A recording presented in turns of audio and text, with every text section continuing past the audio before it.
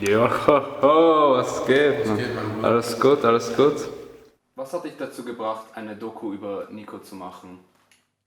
Ich finde das Thema mit Nico sehr interessant und außerdem ist Nico auch mein bester Freund, wir wohnen zusammen und er macht auch Musik und ich unterstütze meine Freunde überall, wo ich kann und ich denke, dass das eine richtige Entscheidung war, diese Doku für Nico zu drehen, auch da gerade sein Album rausgekommen ist und das auch eine gute Promotion für das Album ist auf jeden Fall.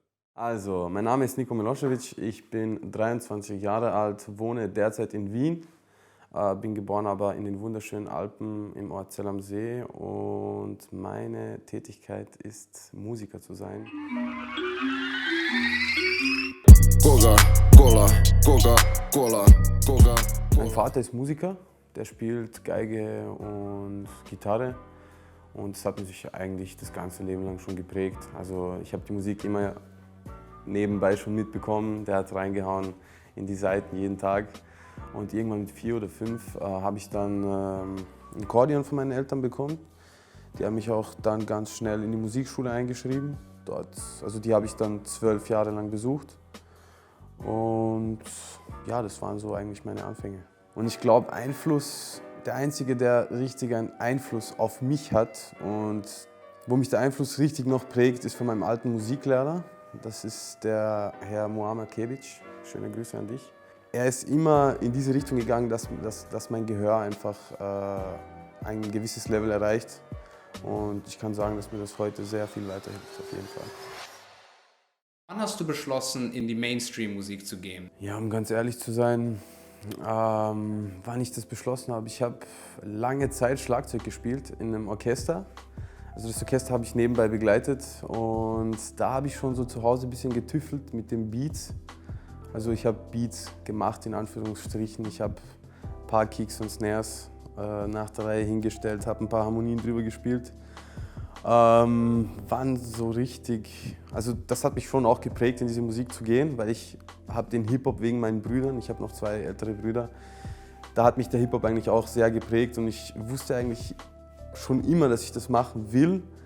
Nur bin ich dann erst so richtig dazu gekommen mit 17, 18 Jahren, aber ich bin dann immer mehr nach Wien gegangen, bin dann fast jeden Monat eigentlich war ich dann in Wien. Bei meinen Freunden hier und habe dort versucht, irgendeine Musik zu produzieren, zu machen, irgendwelche Texte zu schreiben, einen Song aufzunehmen, eventuell ein Video zu drehen. Und das habe ich dann auch schließlich gemacht. Also ich habe dann meine Schule fertig gemacht und danach ist dann gleich zum Musikvideodreh gegangen. Wie findest du, arbeitest du mit anderen Künstlern zusammen? Also ich arbeite sehr gerne mit anderen Künstlern zusammen, weil ich einfach als Mensch sehr offen bin. Also ich bin eher so einer, der auf dich zugeht und sagt, ey, yo, geh mal was trinken, reden mal über einen Song, mach mal ein Beat, geh mal ein Video drehen. Also das Zusammenleben mit Nico kann manchmal sehr chaotisch sein, aber ich glaube, das gehört überall dazu. So ist Freundschaft zwischen Männern. Natürlich verstehen wir uns sehr gut, wir kennen uns schon, ich kenne Nico schon mein halbes Leben lang. Wir haben alles Mögliche durchgemacht, was man durchmachen kann, alles Mögliche erlebt. Eine Sache, die mich an dir sehr fasziniert hat, war, dass du mit einem Musikvideoproduzenten nicht nur zusammen wohnst, sondern auch aufgewachsen bist.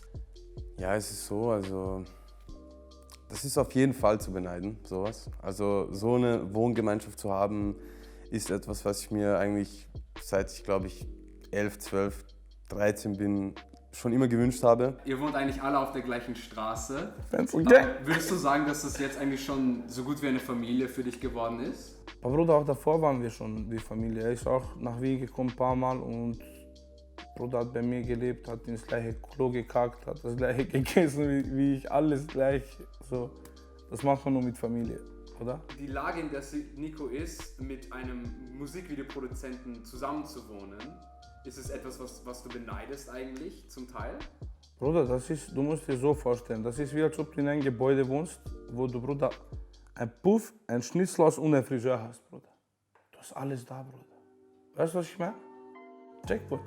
Ich kenne Semko schon seit 7 oder 8 Jahren. Wir haben uns kennengelernt übers Internet, eigentlich eine lustige Geschichte. Ich habe den geschrieben, ey, yo Bro, was geht, kann ich mal vorbeikommen? Ich mache bald meinen Führerschein. Der hat mir direkt zurückgeschrieben, so, ja, du kannst bei mir essen, trinken, du weißt. Boidum nennen sie das. Und ja, ich habe mich ins Auto gesetzt, bin hierher gekommen, habe den kennengelernt, habe auch sehr, sehr lange Musik gemacht mit ihm.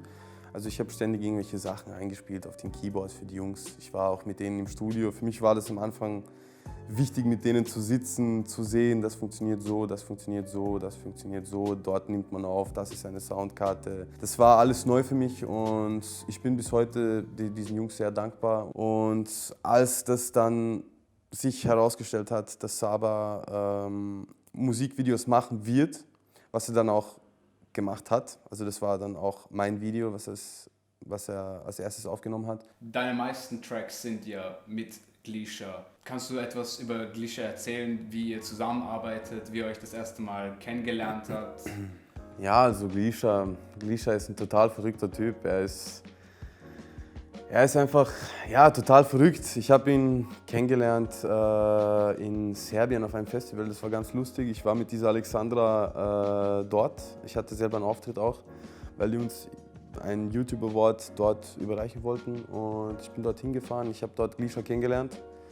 Der hat direkt einen sehr, sehr, sehr, sehr coolen Eindruck auf mich gemacht. Wir haben uns auch direkt einen reingesoffen den ersten Abend. Wir haben uns direkt super verstanden. Ich habe dann zu dem gemeint, so komm, fahr mit mir nach Österreich am nächsten Tag, lass uns Musik machen, weil wir waren eigentlich so richtig auf der gleichen Wellenlänge. Er war auch von diesem Stil, von dem ich begeistert war er auch begeistert. Du hast vorhin erwähnt, dass du ihn gebeten hast, nach Österreich zu fliegen. Im Balkan hast du ein Konzert gehabt für ein Lied, das du in Österreich produziert hast. Wieso ziehst du dann nicht einfach nach Balkan für deine Musik? Ja, das Problem ist einfach, ich sag mal, die soziale, finanzielle und politische Lage am Balkan. Wir wissen alle, dass dort vor nicht allzu langer Zeit jetzt ein Bürgerkrieg herrschte und das Problem ist eben am Balkan, dass sehr viel Korruption herrscht. Also ich sag mal so, man kann nicht ein schönes, normales Leben führen, wie in Österreich zum Beispiel. Auch in diesem Thema, wo wir uns gerade befinden, was Musik angeht, sehr viele Leute benutzen Musik als Geldwäsche. Und dort am Balkan ist das sehr, sehr gängig, dass das so passiert.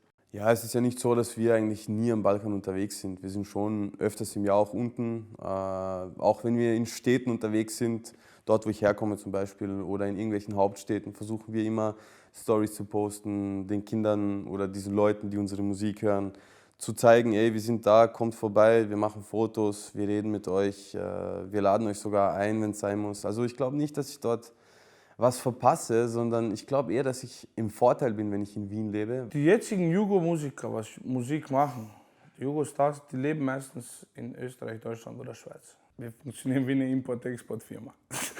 Na, Spaß. Du musst dir so vorstellen, weißt du, wie viele Jugo-Clubs es gibt hier überhaupt im deutschsprachigen Raum? Also wie sollten wir nicht funktionieren? So. Es wäre lächerlich, wenn es nicht funktioniert. Weißt du, was ich meine? Du hast doch einige Lieder, wo du in Deutsch rappst und Deutsch singst. Denkst du, du wirst jemals ein ganzes Lied oder ein ganzes Album auf Deutsch machen? Also ich glaube, Deutsch ist sowas wie meine Muttersprache eigentlich. Also ich habe zu Hause auch immer Deutsch geredet mit Brüdern. Also ich habe mit Eltern immer natürlich Bosnisch geredet, weil die noch nicht so lange hier sind. Die haben auch nicht so gute Deutschkenntnisse. Aber ich glaube schon, dass ich Lieder auf Deutsch aufnehmen werde, besonders deswegen, weil ich eben in Österreich lebe, auch um das deutsche Publikum oder das österreichische oder das Schweizer anzuziehen und mit meinem Vibe oder eben mit diesen Sachen, die mich flashen, auch diese Leute zu flashen, die kein Bosnisch, also kein Jugoslawisch in Anführungsstrichen, verstehen. Also die Zukunft wird auf jeden Fall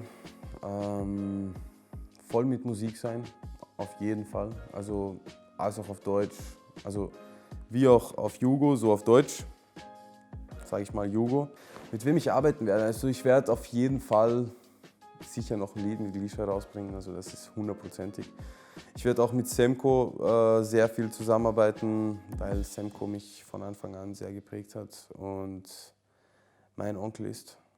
Osjećam da brzo starim, brzo mi prolaze dani. Kad god izađem vani, hvata me panika. Samo me lova zanima, biznis u glavi mi danima. Misli mi remeti skanija, nekad mi dođe da zavijam. Ja, psovo sam svetu zemlju, Bože oprosti mi nisam znao šta radim i znam da